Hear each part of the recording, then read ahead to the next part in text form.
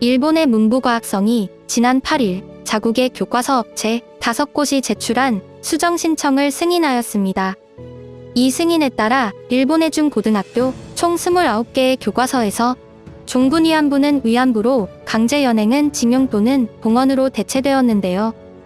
이것은 지난 4월 스가 정권이 강제와 종군의 표현이 적절치 않다고 밝힌 지 5개월 만에 벌어진 일입니다.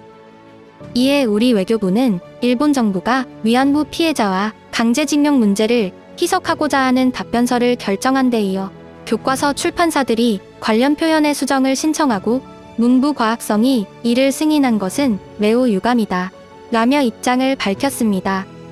또한 강제동원 역시 일본 스스로도 2015년 제39차 세계유산위원회에서 인정한 바 있는 엄연한 역사적 사실이라고 덧붙였습니다. 일본은 2012년 아베 신조의 집권 이후 자국의 과거사 지우기 시도를 더욱 가속화시키고 있는데요. 일각에서는 이번 교과서의 수정이 사실상 고노다마를 무력화시키는 일이라는 의견들을 내놓았습니다. 고노다마는 1993년 8월 4일 종군 위안부에 대해 일본군의 관여를 인정하고 사죄했던 공식 문서인데요. 그러나 차기 총리로 유력한 후보 3명 중 2명이나 자국의 역사에 대해 강경한 태도를 지키며 고노다마의 수정을 요구하고 있습니다. 이렇게 위안부 만행의 증거가 계속 발견되었음에도 불구하고 일본 정부는 제대로 된 증거가 없다라며 계속된 발뺌을 하고 있는데요. 일본의 네티즌들 역시 한국이야말로 날조와 거짓의 나라라며 자신들의 소개를 잠시 착각한 모습을 보여주기도 하였습니다. 자, 그럼 지금부터 일본 네티즌들의 반응들을 함께 살펴보시죠.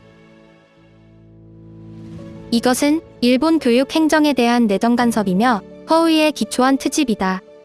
정부는 한국에 엄중하게 항의해야 한다. 일본은 이제 저 태도에 완벽한 면역이 되어버렸다. 거짓말과 또 거짓말로 칠해진 한국의 역사 교과서보다는 훨씬 낫다. 계속 그렇게 허위와 날조 속에서 거짓 역사를 세뇌하고 살아라. 그럼 너희는 세계에서 버려지며 스스로 자멸하고 말 것이다.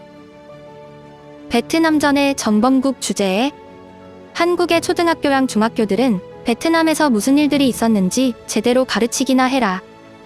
일본은 몇 번이나 한국 측에 강제 연행의 근거를 묻고 있는데 한국 정부는 결국 보여주지 못하고 있다.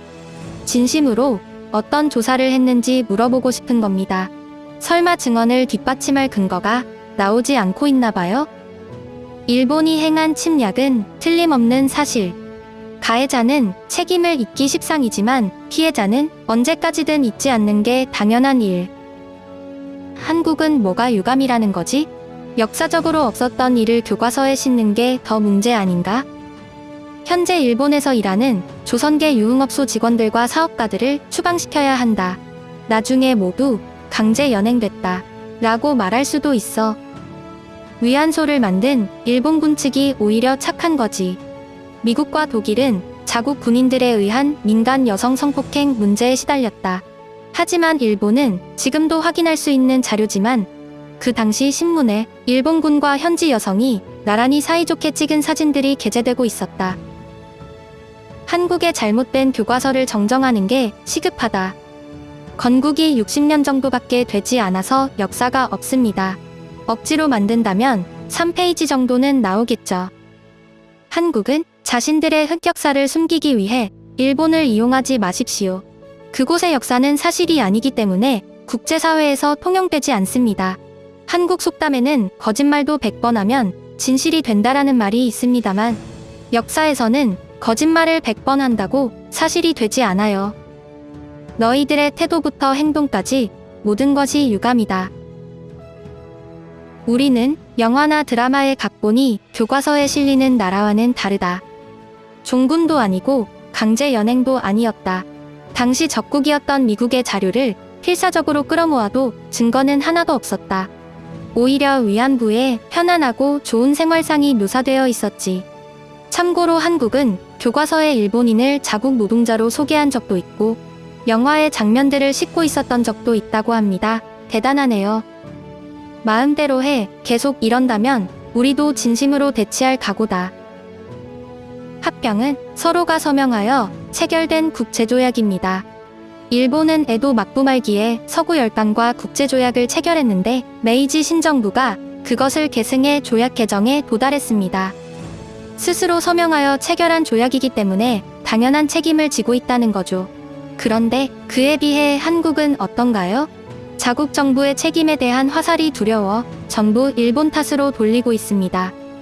참고로 제2차 세계대전 때 조선은 일본 때문에 전쟁터가 된 적이 한 번도 없었습니다. 심지어 단 한 번의 공습조차 없었죠. 오히려 일본이나 대만보다도 훨씬 안전한 지역이었다고 말할 수 있죠. 어떻게 보면 대한제국의 일본을 이용한 정책은 주요했다고 할 수 있습니다. 지금까지 시청해주셔서 감사합니다. 구독과 좋아요는 저에게 큰 힘이 됩니다.